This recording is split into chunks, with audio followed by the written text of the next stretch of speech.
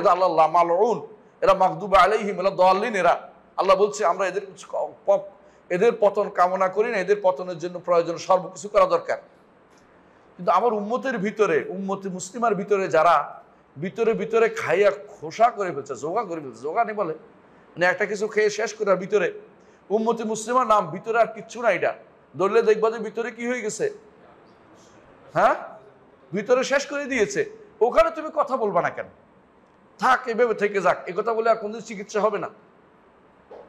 তোমার ক্যান্সার যদি কারো থাকে, সে যদি বলে থাক উপরে দিয়ে তো দেখতে ভালোই দেখা যাচ্ছে, তাহলে সে কোনদিন আর চিকিৎসার পথ দেখবে না, চিকিৎসা পাবে না সে কোনোদিন, সে এমনি মরে যাবে। এটা উম্মতে মুসলিমার দায়িত্ব না এটা বোঝা, যে এভাবে মানুষকে একটু অমভাবে রেখে দেয়া। এই যে যারা দাওয়াল ইসলাম থেকে বেরিয়ে যাচ্ছে, এই কথাটা আমাদের মনে রাখতেই হবে সবচেয়ে বেশি। এটা দুর্ভাগ্যবশত কিছু মানুষ এটাকে কোনোভাবেই এটা বললে বলে যে উম্মতে মুসলিম বহুত ভাগ হয়েছে, আপনি আর ভাগ করেন না। আমি তো ভাগ করি নাই, ভাগ তো হয়েই আছে। আমার দায়িত্ব হচ্ছে প্রকাশ করে ভাগটাকে বন্ধ করা। আমার দায়িত্ব এটার উপর দিয়ে প্রলেপ দিয়ে লুকিয়ে ফেলা নয়। আমার দায়িত্ব এদেরকে শুদ্ধ করা। যদি শুদ্ধ না হয় তাহলে এরা ওদেরই দোষর। যেই গোষ্ঠী মনে করতে পারে যে তাদের ইমামরা গায়েব জানে, যেই গোষ্ঠী মনে করতে পারে তাদের ইমামরা দুনিয়ার সব কিছু করতে পারে, তাদের ইমামরা পেটের সন্তানের খবর জানে, আগামী দিন কি হবে তা জানে, তাদের ইমামরা এই করতে পারে সেই করতে পারে, দুনিয়ার সব তাদের ইমামদের দ্বারা দুনিয়ার সব কিছু পরিচালিত হচ্ছে, ওই গোষ্ঠী মুসলিম কোনদিন ছিল? ওই গোষ্ঠী কি মুসলিম ছিল? শুধু মুসলিম দাবি করলে তো হবে না।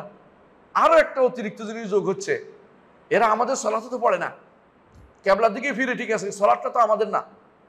ওদের সালাতকে আপনি দেখছেন? ওদের আজানের মধ্যে কি বলে বুঝেন? ওযুটা কি বলে বুঝেন? ওরা কোনোদিন পা ধোয় না, মোজা থাকলে মোজার উপরে মশাই করে না, মোজা খুলে পায়ের উপরে মশাই করে, খালি পায়ের উপরে। ও ওযু হয় কিনা? ও ওযু কিভাবে হবে আমাকে বলেন? এ ওযু হওয়ার কোনো সুযোগ নাই, তাহলে ওযু হয় না। সালাতে আসেন, আজানটা আসেন, আজানে কি বলে জানেন? হ্যাঁ, আশহাদু আন্না আলিয়ান ওয়ালিউল্লাহ। তারা তো এটা বাড়াইলো আল্লাহর এই আজানের ভিতরে, এর বিরুদ্ধে কথা বলার অধিকার কে? আপনি যদি বলেন যে না থাক, তাহলে এইভাবে চলতে থাকো, আর কোনো কথা বলার আমার দরকার নেই, এইটাই বলবেন আপনারা সারাদিন, বলবেন যে এইটাই বলেন যে চুপ থাকেন, চুপ থাকেন। আমরা চুপ থাকি আর পৃথিবী ধ্বংস হয়ে যাক। ইমাম আহমদ ইবনে হাম্বলের কাছে এক লোক এসে বলতেছে, ইমাম আমি সিদ্ধান্ত নিয়েছি কারোর বিরুদ্ধে কিছু বলবো না, গীবত হয়ে যাচ্ছে, আমি শেষ, আমি সেই। ইমাম বলে তুই চুপ থাকিস, আমিও চুপ থাকি, আর পৃথিবী আল্লাহর দিন গোল্লায় যাক। এটা কোন চিন্তা করছো তুমি? অবশ্যই তোমাকে হক কথা বলতে হবে। আল্লাহর দিনের বিরুদ্ধে কেউ কথা বলছে, আমি চুপ থাকলে হবে না। আহমদ ইবনে হাম্বল একটা কথা বলছে, উনি কে? খলিফাতুল মুসলিমিন, যে কোরআন সৃষ্ট, এই মাসলা তার ভুল দিয়েছে একটা মাসালা, এই কোরআন সৃষ্টির মাসালা, এটা ইমাম আহমদ ইবনে হাম্বল এর বিরুদ্ধে পরবর্তী দাঁড়িয়েছে। আজ পর্যন্ত সবাই স্বীকার করে আহমদ ইবনে হাম্বল যা বলছে তা ঠিক ছিল। কিন্তু শিয়ারা কোরআনকে সৃষ্ট এখনো বলে, জানেন আপনারা এটা? শিয়ারা কোরআনকে সৃষ্ট বলে। শিয়ারা কোরআন একটা আয়াত বলে যে এই কোরআন সেই কোরআন না যেটা মুসহাফে ফাতেমার উপর যেটা নাজিল হয়েছে সেটা, ফাতেমার কাছে যেটা ছিল এটা না, এটা আয়েশার নাউজুবিল্লাহ, হ্যাঁ, হাফসা দুইজনে মিলে এটাকে জমা করছে, ইত্যাদি ইত্যাদি কথাবার্তা। এরা এটার মধ্যে লাইসা ফি হারফুম মিনাল কোরআন, কোরআন এক হরফ নাই বলে এটার মধ্যে, নাউজুবিল্লাহ। এরা কোন মুসলিম হইতে পারে যদি বলেন যে এটা এদের লোকেরা বলে মিথ্যা কথা বলছে? বলে, এরা আপনার কাছে প্রকাশ করে না। কেউ কেউ বলে যে উনি তো এটা বলছে এটা বলছে, এগুলো সবগুলো হলো তাকিয়া নীতি। বুঝেন? তাকিয়া নীতি হচ্ছে আপনাকে যদি একবার ঠকাইতে পারে তাহলে স্বয়ং আলীর সাথে মুসাফা, 2 বার ঠকাইলে মুহাম্মদ সাল্লাল্লাহু আলাইহি ওয়াসাল্লামের সাথে মুসাফা, 3 বার ঠকাইলে আল্লাহর সাথে, আল্লাহ তো উপরে মানে না, আবার আল্লাহর সাথে মুসাফা করছে। আল্লাহর সাথে কি মুসাফা করবে? কি সওয়াব এটা?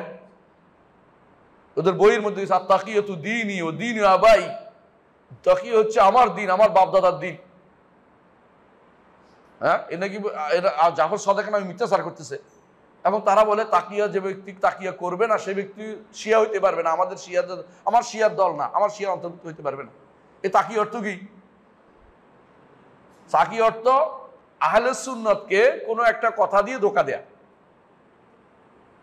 তাকিয়ার মূল কথা হচ্ছে এটা, আহলে সুন্নতকে যে কোনো কয়টা কথা দিয়ে ধোঁকা দেয়া।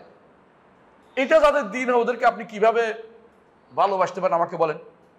500 বছরের বেশি সময় ধরে তারা 500 বছর বেশি সময় ধরে তারা একটা রাষ্ট্র দখল করে আছে, ইরান রাষ্ট্র দখল করে আছে, পুরো এলাকাটা দখল করে আছে। এগুলি তো আহলুস সুন্নাহর জায়গা। এখানে ইমাম তিরমিজি, ইমামরা সমস্ত ইমামরা, আবু দাউদ সিজিস্তানি, এখানে বড় বড় ইমামরা সবই এলাকার। রাসূলুল্লাহ সবই এলাকার প্রশংসা করেছেন। লাউকান আদ-দীন ইনদা সুরাইয়া লা না লাহু রিজালুম মিন আবনাই ফারিস, এই এলাকার প্রশংসা করেছেন। আর এই এলাকা দখল করে রাখছে এই কিলাবুদ দুনিয়া, দুনিয়ার কুকুরগুলো। কুকুর হচ্ছে নিকৃষ্ট। রাসূলুল্লাহ সাল্লাল্লাহু আলাইহি ওয়াসাল্লাম খাওয়ারিজদের কুকুর বলছে, অথচ খাওয়ারিজরা মিথ্যা কথা বলতো না। খাওয়ারিজরা শুধু রাষ্ট্রের বিরুদ্ধে বেরোতো, মারামারি করতো, কিছু পাওয়ার আশা করতো, তারা নিজেরা কর্তৃত্ব করবে, এটার উদ্দেশ্য ছিল। কিন্তু এরা তো মানুষ মেরেছে। 4টি রাষ্ট্র শেষ করে দিয়েছে ওরা। ইরাক তো শেষ করে দিয়েছে, ইরান তো আগে শেষ করছে, তারপরে শেষ করছে আমাদের সিরিয়া, তারপরে করেছে ওমান, ইয়েমেন, এরপরে লেবানন। আমাদের দেশগুলি শেষ করে দিয়ে তারা এখন আমাদের কাছে সিম্পেথি চাচ্ছে। কিসের সিম্পেথি করবো আমাকে বলেন? আগে দাওয়াল ইসলাম আছে কিনা তার মধ্যে একটু দেখতে হবে তো আপনাকে। তারা বিশ্বাস করে কোরআন বিকৃত, আমাদের একটি হাদিসও তারা মানে না। বুখারী, মুসলিম, আবু দাউদ, তিরমিজি, নাসাঈ, ইবনে মাজাহ একটা হাদিসও মানে না। এই হাদিসগুলি তারা কোনোভাবেই মানবে না, আমল করবে না। এই হাদিস মানলে যে তারা আবু বকর ওমরকে মানতে হয়, এই হাদিসগুলি তারা মানে না। তারা সাহাবায়ে কেরামকে কাফের বলে। মাত্র 3 জন ছাড়া সব কাফের, নাউজুবিল্লাহ। কেউ বলে 10 জন, সর্বোচ্চ 10 জন তারা হিসাব করে, এর বাইরে বাকিগুলি কাফের বলে। আমাদের ইমানিয়াতের যেখানে সমস্যা হয়ে যাচ্ছে, সেখানে আপনি তার সাথে ঐক্যের কি চিন্তা করতেছেন? আপনি কত বড় জাহেল! এগুলি কোন ধরনের আলেম আমি বুঝে আসে না। তারা তো একটু পড়বে যে আকীদা বিশ্বাস কি, এটা কাফের কেন হইলো, এটা যদি হুকুমে পাওয়া যায় তাহলে কাফের না হয় কি হবে? শুধু কাফেরই হবে। এমন জিনিস বলতে পারেন যে ভুল করছে। ভুলের জায়গা হলো যেটা মুখে মুখে ভুল করে, যে লিখিত হয়ে যা আকীদা বিশ্বাস, এটা ভুলের জায়গা নয়, এটা কুফরির জায়গা। এটা হলে কাফের হয়ে যায়। যেহেতু উম্মতে মুসলিমার কাফের দিন থেকে কেউ বের হয় না বলতে হবে, কেউ বের হতে পারবে না বলতে হবে। কখন বেরিয়ে যায়? যখন এটাকে আকীদা বিশ্বাস হিসাবে স্থান দেয়, এটাকে লিখিত হইয়া যায়, এটা তাদের নীতি হইয়া যায়, তখন এটাকে আর অন্যটা করা যায় না। কাদিয়ানীরা কেন কাফের? তারা কি নামাজ পড়ে না? কিবলামুখী হয়ে সালাত আদায় করে কিনা? সালাত পড়ে কিনা? জবে করে কিনা? কার নামে জবে করে? আল্লাহর নামে তো জবে করে। সমস্যা এক জায়গায়, শুধুমাত্র কি শেষ নবী মানে না, রসুলকে নবীও মানে, শেষ নবী মানে না, এমনকি রসুলকে বড় নবীও মানে। কি মানে না? বলে যে এইটা হচ্ছে ওনার ছায়া নবী। এতেই কাফের। কাদিয়ানরা কবর পূজা করে না, কাদিয়ানরা আল্লাহ সম্পর্কে এত খারাপ ধারণা পোষণ করে না, কোরআন অস্বীকার করে না। তার কাদিয়ানির চেয়ে খারাপ হইল শিয়ারা। আমরা বুঝতে হবে এটা শিয়াগুলি, রাফিজিগুলি বেশি শিয়া বলতে একটা ব্যাপক গোষ্ঠীকে বুঝে, আমরা সেই জন্য শিয়া বলতেছি না। এই রাফিদিগুলো কাদিয়ানদের চেয়ে এই বিভিন্ন কারণে খারাপ। কথা বুঝতে পারছি? কাদিয়ানদের চিনা যায়, ওদেরকে বানাইছে কারা? ইংরেজরা। আর শিয়াদের বানাইছে কারা? ইহুদিরা। এবং এরা বানাইছে এমনভাবে রন্ধে ঢুকছে। কাদিয়ানীরা কোরআন হাদিসের অপব্যাখ্যা যতদূর না করছে, এরা অপেক্ষা করছে বসে বসে। কি অপেক্ষা করছে? হ্যাঁ, বুঝি নাই। মারাজাল বাহরাইনি ইয়ালতাকিয়ান অর্থ কি? কি কইছে? হ্যাঁ, আবু বকর ওমর, তাই না? মানে এগুলি এত বাজে তাফসীর করছে, পৃথিবীতে কেউ তাফসীর করে নাই। ওদের বইগুলি কেউ যদি পড়লে ইমান বোধহয় অর্ধেক এমনি শেষ হয়ে যাবে।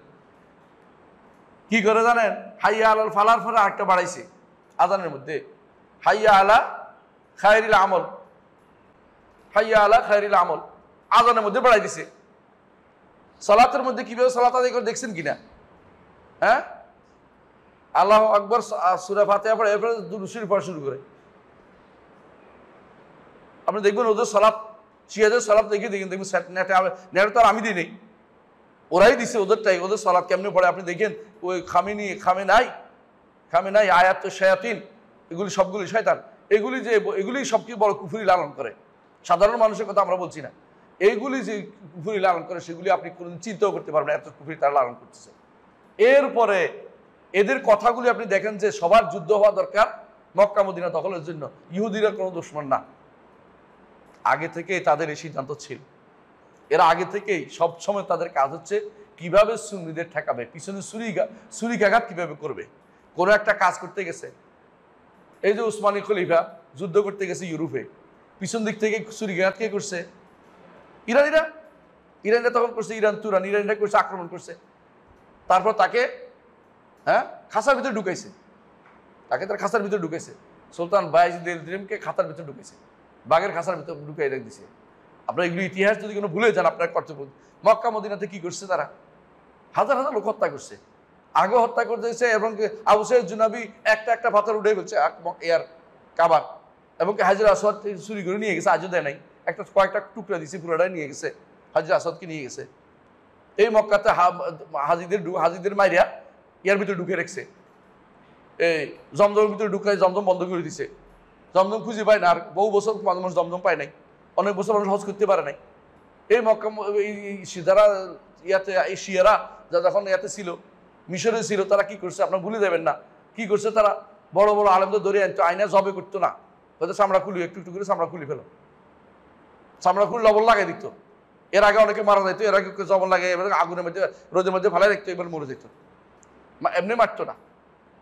এই কাজগুলি তারা করেছে। ইতিহাস দেখেন, আপনার বই পাবেন, ইবনে কাসির, ইবনে জাহাবি লিখছে, এগুলি ইমাম জাহাবি লিখছে। এই কাজগুলি তারা করছে, এলাকার পর এলাকা তারা ধ্বংস করেছে, সুন্নিদেরকে মারছে। এদের কাজ কোনোদিন কাফের বিরুদ্ধে কোনো যুদ্ধ করে নাই, কোনোদিন কাফের যুদ্ধ করে নাই কোনোদিন। এখন কেন যুদ্ধ করছে বলতে পারেন? এখন তো যুদ্ধ করতেছে, খুব খুশি আপনি। কেন যুদ্ধ করতেছে? নিজেদের স্বার্থে। এখন দেখছি নিজের গায়ের উপর আক্রমণ হচ্ছে, এখন যুদ্ধ করতেছে। এই জন্য এর আগে পর্যন্ত কোনো যুদ্ধ করে না। এর আগে কি করছে? ওদের ইয়া দিছে, ওরা কয়েক যুদ্ধ করছে, ওরা কই? এগুলি কই এখন?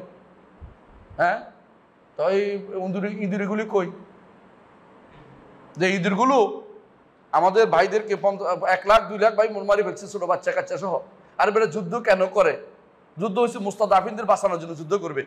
এই নয় যে মুস্তাদাফিনের সামনে দিয়ে পিছনে বসে থাকবে সুরের মতো, গর্তের ভিতরে ঢুকে থাকবে। এটা ইসলাম যুদ্ধের নিয়ম না। এটা মুস্তাদাফিন বুঝো, দুর্বল নিসা ওয়াল উলদান, আল্লাহ কোরআনে বলে দিয়েছেন যুদ্ধ করতে হয় কেন।